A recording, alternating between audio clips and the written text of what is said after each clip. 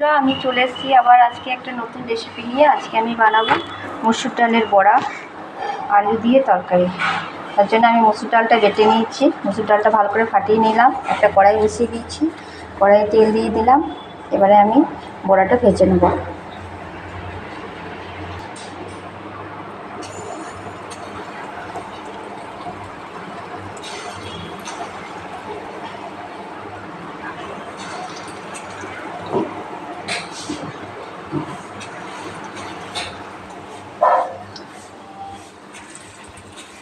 এই কটাই হোক, দেখি বড়াটা আমার হয়ে গেছে এক পিঠটা।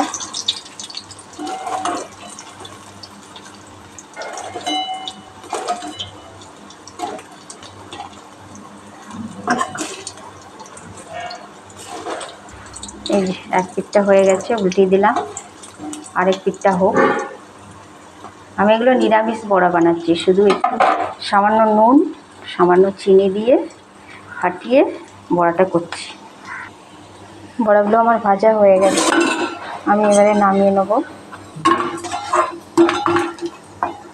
আর কিছুটা আছে, আমি ভেজে নেব।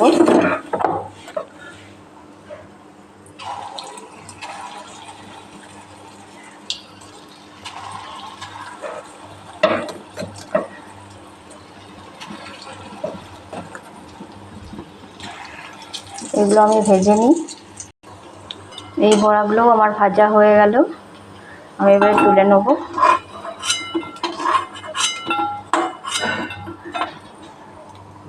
এবারে আমার বড়াগুলো ভাজা হয়ে গেছিলো, নামিয়ে নিয়েছি।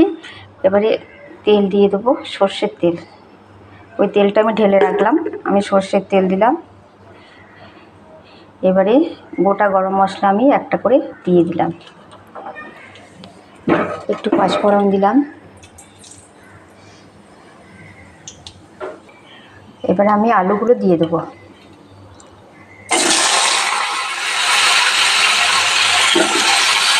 আলুগুলো দিয়ে দিলাম, আলুগুলো একটু ভালো করে কষে নেব। আলুগুলো আমার ভাজা হয়ে গেছে, এবারে আমি টমেটোটা দিয়ে দেবো। টমেটোটা দিয়ে একটু নাড়াচাড়া করব। এবারে আমি এখানে ধনে, জিরে, আদা, হলুদ, নুন, চিনি সব কিছু নিয়ে নিয়েছি, সব দিয়ে দিলাম। এটা ভালো করে কষিয়ে নেব।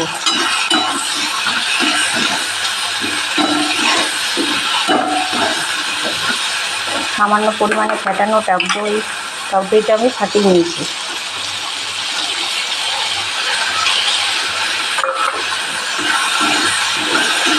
এটা আমি ভালো করে কষিয়ে নেব। এই নিরামিষ পদটা খেয়ে তোমরা রান্না করে খেয়ে দেখো, অবশ্যই অবশ্যই খুবই ভালো লাগবে।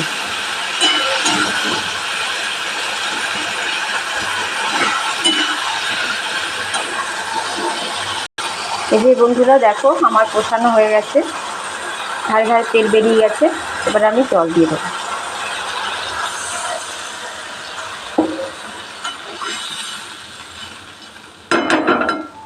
জল দেওয়া হলো, এবার ফুটুক। ঝোলটা আমার ফুটে এসছে, এবার আমি এটা ঢাকা দিয়ে দেবো। ঠিক 10 মিনিট হোক, আলুটা সেদ্ধ হয়ে গেলে 10 মিনিট পর আমি আসছি।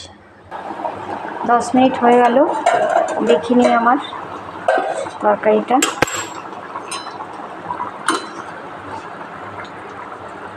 এই যে আলুটা সেদ্ধ হয়ে গেছে, দেখতেই পাচ্ছ তোমরা, আমার আলুটা সেদ্ধ হয়ে গেছে।